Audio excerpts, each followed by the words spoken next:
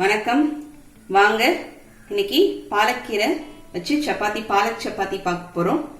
குழந்தைங்களை கீரை சாப்பிட வைக்கிறதுக்கு தான் நம்ம ரொம்ப கஷ்டப்படுவோம்.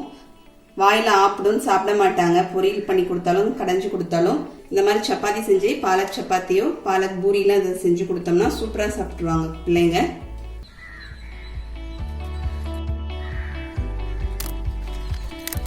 இப்போ மாடிக்கு வந்திருக்கோங்க. இப்போ நம்ம பாலக்கீரையை பறிச்சுக்கலாம். இப்போ இது பார்த்தீங்கன்னா ப்ளம்ஸ் செடி மாடி தோட்டம் வீடியோ போட்டிருப்போம். அதில் இந்த செடியில் காய் காமிச்சிருப்போம். இப்போ பார்த்தீங்கன்னா அந்த காய் எல்லாம் பழமாயிடுச்சு. கலர் நல்லா ரெட் கலரில் இருக்குது பாருங்கள். பார்க்கவே நல்லா அழகாக இருக்குது. சாப்பிட்றதுக்கும் ரொம்ப டேஸ்ட்டாக இருந்துச்சு. இது நல்லா ஒரு புளிப்பும் இனிப்பும் கலந்த கலவையில் இருந்துச்சு. சாப்பிட்றதுக்கு உள்ள ஜூஸியாகவும் இருந்துச்சு சாப்பிட்றதுக்கு. இது பார்த்திங்கன்னா செங்காய். மாடி தோட்டத்தோட வீடியோவை இந்த வீடியோட எண்ட் ஸ்லைடில் கொடுக்குறேங்க, பார்த்துக்குங்க. இது அதோடைய பூ. இது இப்போ பாலக்கீரையை பறிச்சுட்டு வந்தாச்சுங்க. பறிச்சுட்டு வந்துட்டு நல்லா கழுவி எடுத்து வச்சுட்டேங்க. தண்டை மட்டும் கட் பண்ணிக்கிறேங்க. இப்போ இங்கே ஸ்டவ்வில் தண்ணி கொதிக்க வச்சுருக்கேங்க. தண்ணி நல்லா கொதிச்சுட்ருக்கு. கொதிக்கிற தண்ணியில் இந்த கீரையை நம்ம போட்டுடலாம். இந்த கீரையை போட்டுட்டு ஒரு நிமிஷம் அப்படியே கொதி வந்தோடனே ஆஃப் பண்ணி எடுத்துடலாங்க. பிளான்ச் பண்ணுறது இது கீரையை. தண்ணி நல்லா கொதிக்குதுங்க. கீரை போட்டு ஒரு கொதி வந்துச்சுன்னா ஸ்டவ் ஆஃப் பண்ணிடுறேன். ரொம்ப வேக வச்சா கலர் மாறிடும் கீரை. ஒரு நிமிஷம் விட்டுட்டு நம்ம கீரை எடுத்துடலாம். இப்போ ஒரு நிமிஷம் ஆயிடுச்சுங்க. நான் கீரை எடுத்துடுறேன். இதை நல்லா ஆற வச்சிடலாம் ஃபஸ்ட்டு நம்ம. இப்போ பாலக்கீரை நல்லா ஆறிடுச்சுங்க.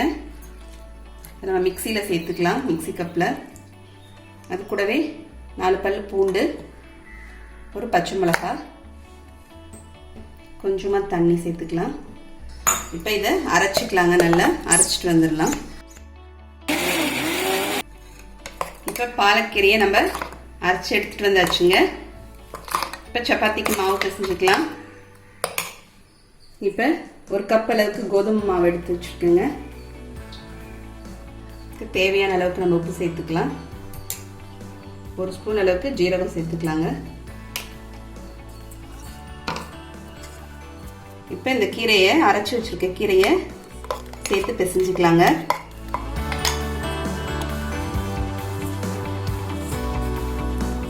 கீரை போட்டதுக்கப்புறம் நமக்கு மாவுக்கு தண்ணி பத்தலைன்னா நம்ம தண்ணி சேர்த்து பிசைஞ்சிக்கலாம். நான் மிக்சியில் இருக்கிறது கீரையை போட்டுட்டு கொஞ்சமாக தண்ணி ஊற்றி வச்சுருக்கேங்க. அந்த தண்ணி ஊற்றிக்கிறேன். இப்போ நம்ம கையில் கொஞ்சமாக எண்ணெய் சேர்த்துக்கலாங்க.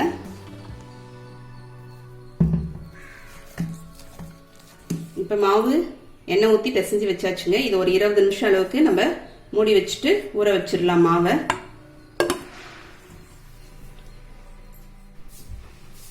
இப்போ மாவு 20 நிமிஷம் ஊறிடுச்சுங்க. இப்போ நம்ம சப்பாத்தி போட்டுக்கலாம். மாவு நல்லா சாஃப்டாக இருக்கு பாருங்க.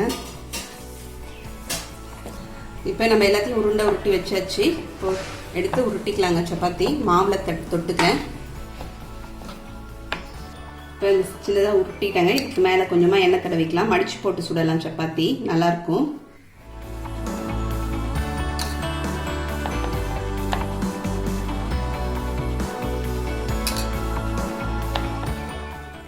திரும்பியும் மடிச்சு போட்டு மாவில் தொட்டுட்டு நம்ம சப்பாத்தி உருட்டிடலாங்க.